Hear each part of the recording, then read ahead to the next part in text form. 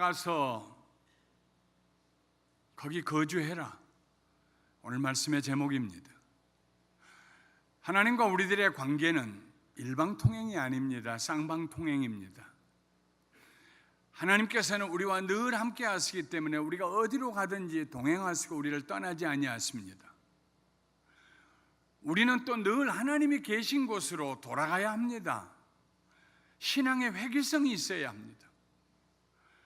아버지를 생각하고 아버지의 말씀을 생각하고 아버지 계신 곳으로 다시 회귀하고 돌아가야 돼요.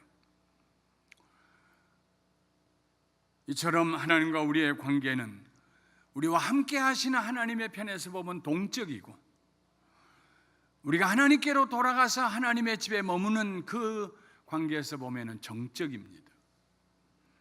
이삭에게 쌍둥이 아들이 있었습니다. 큰아들 에서는 인간 중심적인 삶을 살았습니다. 밖으로 돌고 사냥하기를 좋아하고 인간의 정욕대로 살았습니다. 그러나 작은 아들 야곱은 하나님 중심으로 살았습니다. 어느 날 야곱은 어머니 리브가의 말씀에 용기를 얻어서 형 에서가 아버지로부터 받아야 할 축복을 가로채게 됩니다. 에서처럼 가장하고 거의 앞을 보지 못하는 아버지 이삭에게 들어가서 네가 이 에서가 맞느냐? 예, 에서입니다. 그 이상하다. 목소리는 야곱인데 내 손에 난 털을 보니까, 내 몸에 난 향취를 보니까 에서가 분명하구나. 그래서 반 의심하는 아버지에게 에서 형님에게 가야 될 축복을 머리에 손얹고 아버지로부터 다 받았습니다. 뒤늦게 에서가 그것을 알고 펄펄 뛰고 나에게도 축복해달라고 했지만 네 동생에게 다 주어서 내가 줄 게 없다. 그리고 에서를 향하여서는 축복이 아니라 거의 저주에 가까운 말을 그 아버지 이삭이 했습니다. 이로 인하여 에서의 마음에 분노가 들어왔습니다. 아버지 돌아가실 때가 머지않았으니까 내가 아버지 돌아가시면은 저 야곱 죽여버리고 말 거야. 공개적으로 그 말을 하고 다녔습니다. 어머니 리브가의 귀에도 들어갔어요. 이 말을 들은 리브가는 남편 이삭을 설득시킵니다. 여보, 이대로 있다가는 두 아이 다 잃겠소. 그래서 야곱을 밧단 아람에 있는 자기 친정 집으로 보냅니다. 유브라데스 강의 동편에 있는 밧단 아람은 아람 사람들의 들판이라는 뜻이고 또 다른 이름은 하란입니다. 야곱이 형을 피하여 외갓집으로 올라가는 길에 루스라는 성에 들렸습니다. 그 성 외곽지대 들판에서 잠이 들었습니다. 쓸만한 돌멩이 하나 갖다가 베개 삼아서. 그런데 그날 저녁에 꿈에 하나님께서 나타나셔서 야곱에게 이렇게 말씀하십니다. 창세기 28장 13절, 14절, 15절에 있는 말씀을 우리 함께 읽어보겠습니다. 나는 여호와니 너의 조부 아브라함의 하나님이요 이삭의 하나님이라. 네가 누워있는 땅을 내가 너와 네 자손에게 주리니 네 자손이 땅에 티끌같이 되어 네가 서쪽과 동쪽과 북쪽과 남쪽으로 퍼져나갈지며 땅의 모든 족속이 너와 네 자손으로 말미암아 복을 받으리라. 내가 너와 함께 있어 네가 어디로 가든지 너를 지키며 너를 이끌어 이 땅으로 돌아오게 할지라. 내가 네게 허락한 것을 다 이루기까지 너를 떠나지 아니하리라.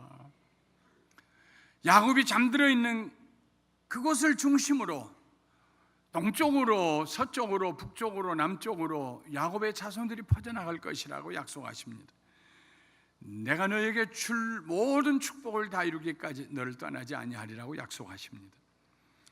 잠에서 깨어난 야곱은 두려웠습니다. 그곳은 다름 아닌 하나님의 집이었기 때문입니다. 그곳은 다름 아닌 하늘에 이르는 문이었기 때문입니다. 야곱은 일어나서 자기가 베개로 삼았던 돌을 세워 기둥으로 세우고 그 위에 기름을 부었습니다. 그리고 그곳 이름을 베델, 벳은 집입니다. 엘은 하나님입니다.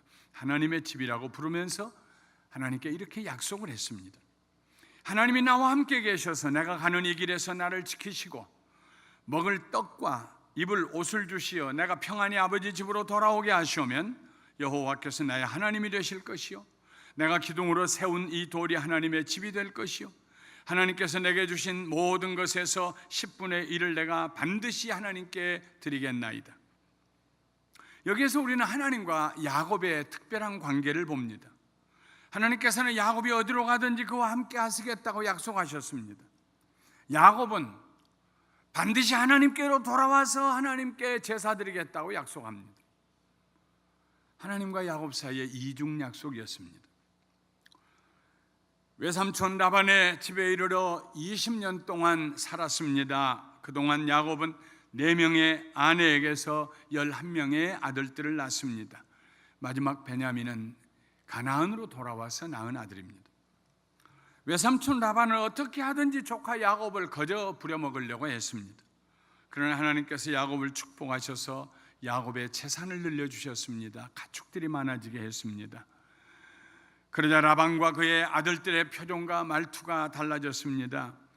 그들은 다니면서 소문을 내고 불평을 했습니다. 야곱이 우리 아버지의 소유를 다 빼돌려서 자기 재물로 만들었다고. 아시지 않냐고, 빈손으로 오지 않았냐고, 자기 것이 어디가 있냐고, 저 많은 가축들이 어디서 나왔겠냐, 우리 아버지 거 빼돌렸다고. 그러는 어느 날 하나님께서 야곱에게 이렇게 말씀하십니다. 라반이 너에게 행한 모든 것을 내가 보았노라. 하나님 보고 계세요. 네 외삼촌 라반이 너에게 행하는 모든 불의한 일을 내가 보고 있었다는 말씀입니다. 나는 베델의 하나님이라. 너를 만났던 베델에서 내가 이름 지은 그 들판에서 너를 만나 주었던 베델의 하나님이라. 네가 거기서 기둥에 기름을 붓고 거기서 내게 서원하였으니 지금 일어나 이곳을 떠나서 내 출생지로 내 고향으로 돌아가라. 하나님께서 말씀하지 않았으면 엉거주춤 야곱은 거기서 몇십 년 더 살았을지도 모릅니다. 신실하신 하나님께서 야곱과 동행하셨습니다. 뒤쫓아온 외삼촌 라반과 그의 아들들로 하여금 야곱을 해치지 못하도록 중간에 막아서셨습니다. 가부간 말하지 말아라. 뿐만 아니라 야곱이 온다는 소식을 듣고 400여 명의 전사들을 거느리고 저 멀리 사해 남쪽의 세일이라는 곳으로부터 달려온 에서의 분노, 형 에서의 분노를 잠재우시고 그의 마음에 야곱을 긍휼히 여기는 마음을 주셔서 야곱과 화해하게 됩니다. 형 에서가 동생 야곱에게 말했습니다. 우리가 떠나자, 함께 가자, 내가 너와 동행하리라. 야곱이 대답합니다. 아무리 화해는 했다고 하지만은 형의 불같은 성격을 잘 아는 야곱은 형과 가까이 지내는 것이 부담스러웠습니다. 그래서 이렇게 부드럽게 양해를 구했습니다. 내 주도 아시거니와 내 자식들은 연약하고 실제로 자식들이 아직 어립니다. 외삼촌 집에 간 지 7년 만에 레아에게서 자식을 낳기 시작하는데 그나마도 레아가 처음에는 자식이 없었어요. 그러니까 기껏 해봐야 큰아들 르우벤이 지금 아마 10살 전후 그렇게 줄줄이 낳은 아들입니다.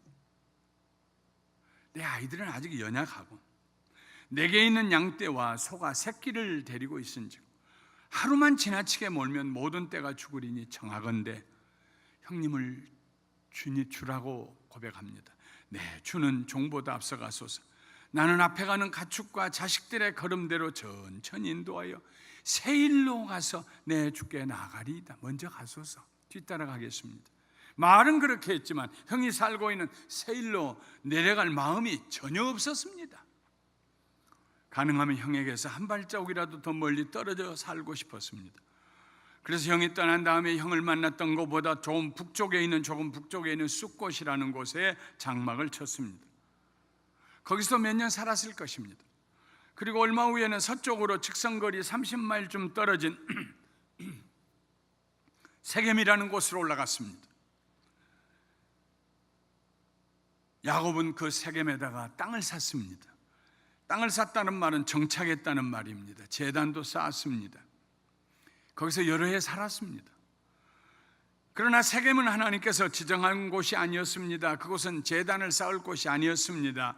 야곱이 올라가서 제단을 쌓을 곳은 세겜이 아니고 베델이었습니다. 야곱이 하나님의 말씀에 순종하지 않고 다른 길로 가자 그 가정에 큰 사건이 일어났습니다. 야곱의 아내 레아가 야곱에게 6 아들을 낳아주었어요. 그리고 마지막 7번째로 딸을 하나 낳습니다. 그 딸의 이름이 디나입니다. 고명딸입니다. 남자 형제들 사이에 하나밖에 없는 딸입니다. 얼마나 사랑받고 자랐겠습니까? 그런데 어느 날 디나가 세겜 사람들 사는 모습을 보려고 혼자 나갔다가 그 성주의 아들인 세겜에게 겁탈을 당합니다. 이 말은 숫곳에서도 여러 해 살았고 세겜에 와서도 여러 해 살았다는 말입니다. 겁탈한 후에 그 성의 성주 하몰의 아들 세겜이 디나를 사랑하게 되었습니다. 그 소식을 들은 야곱과 그의 아들들은 분노가 치밀어 올랐지만 어떻게 할 길이 없었어요. 충과부적입니다. 세겜 사람들은 수도 없이 많고 그들의 동족들이 흩어져 살고 있고 자기네들은 소수입니다. 얼마 후에 세겜이 그의 아버지 하몰과 함께 야곱을 찾아왔습니다. 하몰이 먼저 이렇게 입을 엽니다.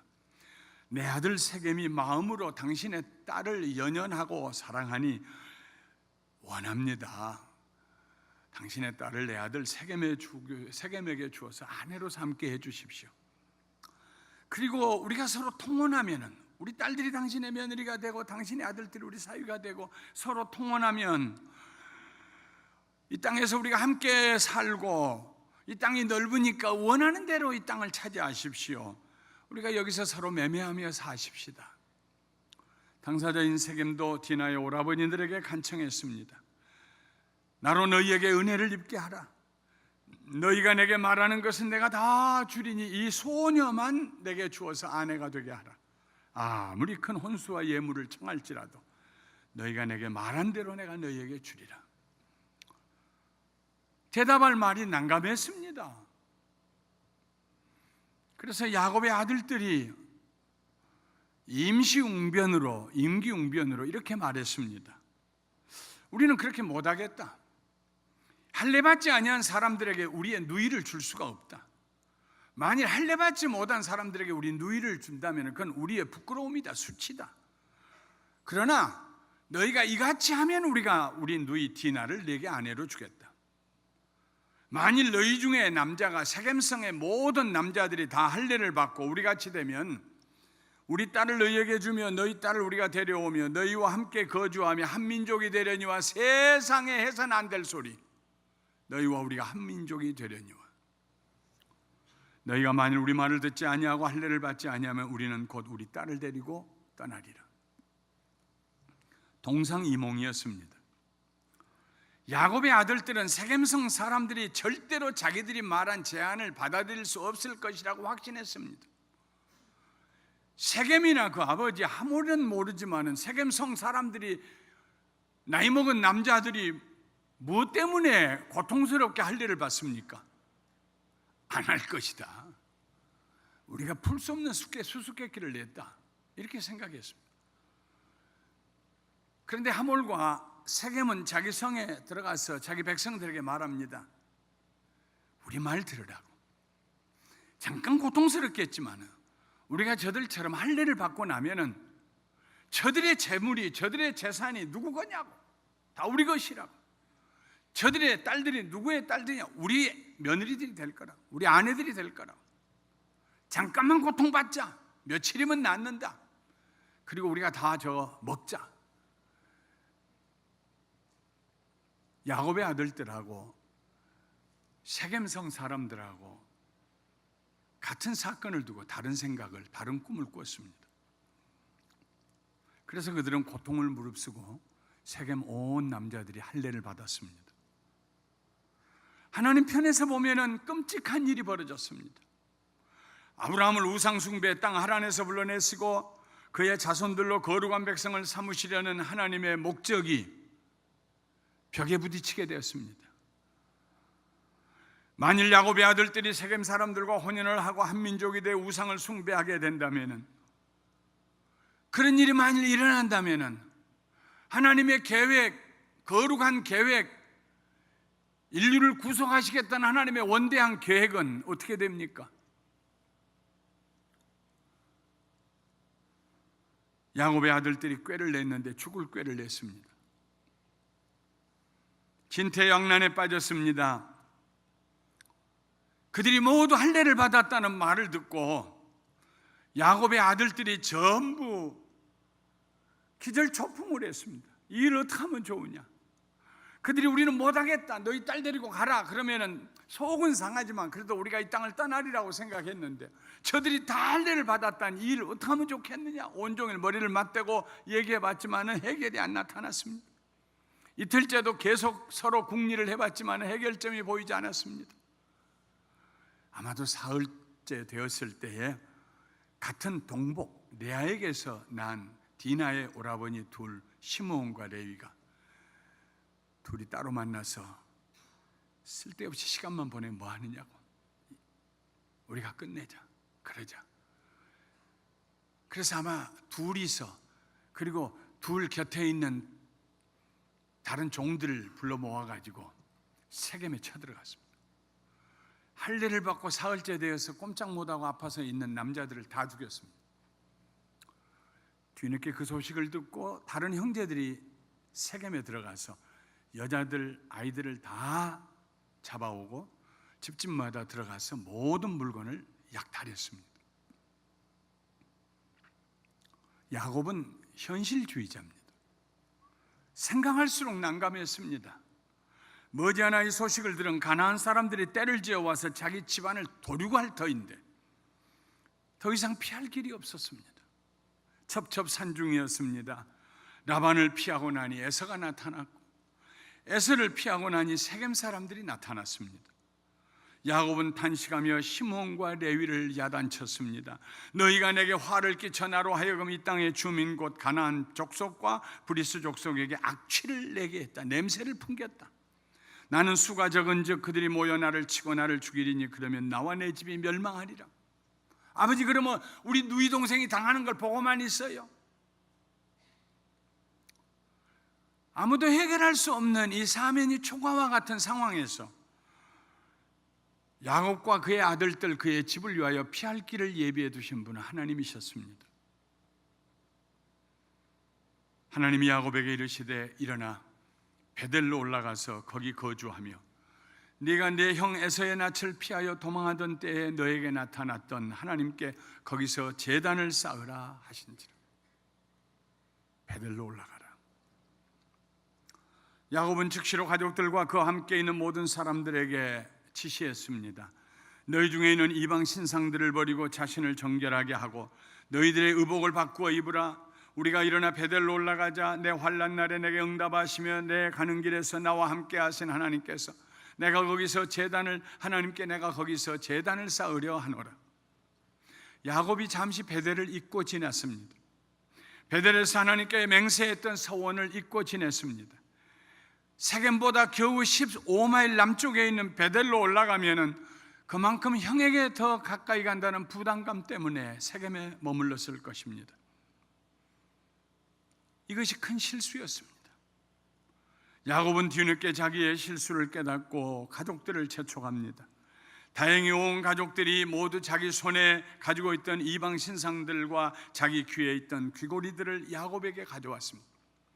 큰 신상도 있지만 핸디하게 만들어서 손에다 들고 다니는 우상들도 많았습니다. 그 당시 그걸 전부 가지고 왔어요. 귀에다 다는 귀고리도 멋으로 다는 것이 아니라 숭배하기 위해서 다는 우상 숭배물의 일종이었습니다. 그거 다 가지고 왔습니다. 상수리 나무 아래 묻었습니다. 그리고 밝은 대낮에 야곱과 그의 가족들이 세겜을 떠났습니다. 그런데 하나님께서 그 사면 고울들로 크게 두렵게 하였으므로 아무도 일어나서 야곱의 식구들을 공격할 자가 없었습니다. 눈 멀뚱멀뚱 뜨고 볼 수밖에 없었습니다. 하나님의 백성들에게 다가오는 위기는 때때로 축복이 됩니다. 실수는 사람이 하고 해결은 하나님이 하시고 축복은 하나님께서 베푸십니다. 하나님 아닌 다른 것을 의지하던 잘못에서 야곱이 돌아서자 하나님께서 그에게 피할 길을 주셨습니다. 야곱은 먼저 그의 가족들을 하나님 앞에 구별시켰습니다. 거룩하게 구별시키는 작업을 했습니다. 가나안 사람들에게 영향을 받았던 삶, 세상의 환락에 잠시 빠졌던 삶에서 벗어나게 했습니다. 아마도 야곱은 우리가 여기 살면서 커머셜 릴레이션만 가지면 된다, 물건만 사고 팔고. 그러나 인생이 어디 그렇습니까? 어떻게 장사만 하고 삽니까? 그러다 보면 사회적인 릴레이션십을 가질 수밖에 없습니다. 그래서 야곱의 딸 디나가 그 동네 사람들 만나고 사귀어 보려고 나갔다가 그 사건이 터진 것입니다. 어떻게 소셜 릴레이션십, 사회적인 관계만 가지고 삽니까? 살다 보면 영적으로 물들지요. 종교적인 관계도 갖게 되는 것입니다. 야곱이 그 점을 간과했습니다. 야곱이 떠날 때 그 온 식구들이 의복까지 바꿔 입었습니다. 무슨 얘기일까요? 세겜 사람들에게 영향을 받았다는 것입니다. 이스라엘 백성인지 세겜 사람인지 알 수 없이 유니폼을 입고 살게 되었습니다. 그들이 떠날 때 세겜 사람들에게 영향을 받았던 모든 것을 벗어, 그리고 하나님의 백성으로 다시 부르심 받은 자리로 떠납니다. 의복까지 바꿔 입고. 야곱은 베델로 올라가서 이전에 그가 서원했던 대로 제단을 쌓았습니다. 야곱이 하나님께로 피하자 하나님께서 그의 가족을 보호해 주셨습니다. 다윗은 어려운 일을 당할 때마다 늘 하나님께 피하는 삶을 살았습니다. 시편 17편 7절부터 9절에 주께 피하는 자들을 그 일어나 치는 자들에게서 오른손으로 구원하시는 주여, 피하는 자들을 오른손으로 구원해 주시는 주여, 주의 기이한 사랑을 나타내소서. 나를 눈동자같이 지키시고 주의 날개 그늘 아래 감추사 내 앞에서 나를 압제하는 악인들과 나의 목숨을 노리는 원수들에게서 벗어나게 하소서. 시편 31편 19절에 주를 두려워하는 자를 위하여 쌓아두신 은혜 곧 주께 피하는 자를 위하여 인생 앞에 베푸신 은혜가 어찌 그리 큰지요. 하나님께 피하는 자를 위하여서 하나님께서 사람들 보는 눈앞에서 은혜를 베푸신단 말이에요. 야곱과 그의 가족이 당한 이 큰 고통은 전적으로 야곱에게 책임이 있었습니다.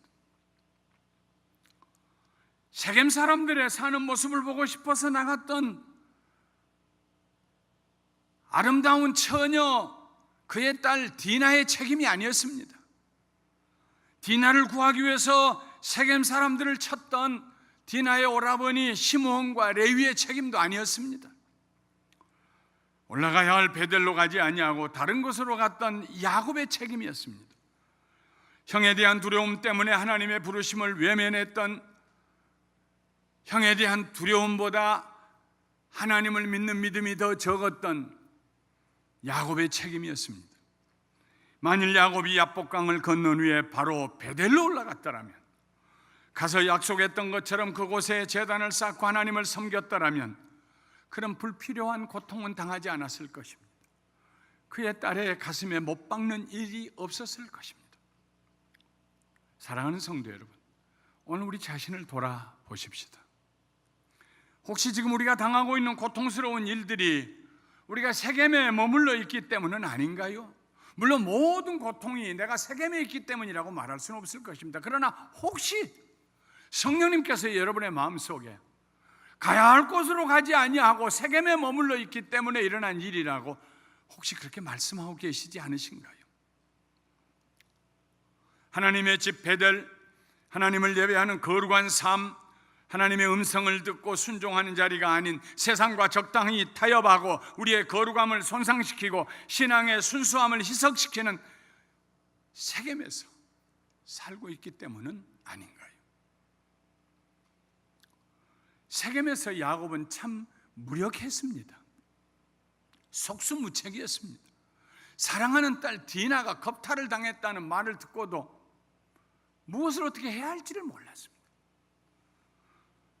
자식들이 머리를 맞대고 다 할례 받으면 우리가 통혼을 하고 한 민족을 이루겠다는 겁도 없는 말을 할 때에도 야곱이 말리지 못했습니다. 자식들이 칼을 들고 집을 나섰을 때에도 뒤따라서 다른 형제들이 다 칼을 들고 나갈 때에도 야곱은 그들을 말리지 못했습니다. 야곱에게는 뾰족한 해결책이 없었습니다. 그렇게 강인했던 야곱의 모습은 온데간데 없어졌습니다. 무력하기 짝이 없는 존재가 되었습니다. 기껏 자식들을 향해서 하는 말이 나는 수가 적은지 그들이 모여 나를 치고 죽이리니 그러면 나와 내 집이 멸망하리라 하는 절망적인 탄식만 하고 있었습니다. 그런데 하나님께서 야곱을 사랑하셨어요. 야곱을 찾아오셔서 야곱의 아들들에게 말씀하신 것이 아니라, 야곱의 아내들에게 얘기하신 것이 아니라 야곱에게 말씀하십니다. 그를 구원해 주시겠다고 약속하십니다. 그의 가정을 다시 회복시키시겠다고, 위대한 가문을 만드시겠다고, 너에게서 큰 민족이 나오고 너에게서 많은 왕들이 나올 것이라고, 있는 대로 구겨지고 짓밟혀진 야곱의 자화상을 하나님이 회복시켜 주십니다. 창세기 35장 9절부터 15절, 하나님께서 야곱에게 하셨던 말씀 우리 함께 읽어보도록 하겠습니다. 야곱이 밧단 아람에서 돌아오매 하나님이 다시 야곱에게 나타나사 그에게 복을 주시고, 하나님이 그에게 이르시되 내 이름이 야곱이지만은 내 이름을 다시는 야곱이라 부르지 않겠고 이스라엘이 내 이름이 되리라 하시고, 그가 그의 이름을 이스라엘이라 부르시고, 하나님이 그에게 이르시되 나는 전능한 하나님이라, 생육하고 번성하라. 한 백성과 백성들의 총회가 내게서 나오고 왕들이 내 허리에서 나오리라. 내가 아브라함과 이삭에게 준 땅을 내게 주고 내가 네 후손에게도 그 땅을 주리라 하시고, 하나님이 그와 말씀하시던 곳에서 그를 떠나 올라가시는지라. 야곱이 하나님이 자기와 말씀하신 곳에 기둥 곧 돌기둥을 세우고 그 위에 전제물을 붓고 또 그 위에 기름을 붓고 하나님이 자기와 말씀하시던 곳의 이름을 베델이라 불렀더라. 사랑하는 성도 여러분, 우리 모두 일어나서 베델로 올라가게 되시기를 주님의 이름으로 축원합니다. 하나님께서 나와 동행하신다는 생각만 하고 안일하게 세겜에 머물러 있어서는 안 됩니다. 하나님의 집으로 올라가야 합니다. 하나님의 임재하심 아래 나가야 합니다. 그 시간이 정지되고 모든 환경이 멈추어선 거룩한 시간, 거룩한 자리에서 하나님의 임재하심 아래 나가야 합니다. 그리고 고백해야 합니다. 아버지, 아세요? 내 인생의 제일 행복한 때가 언제인 줄 아세요?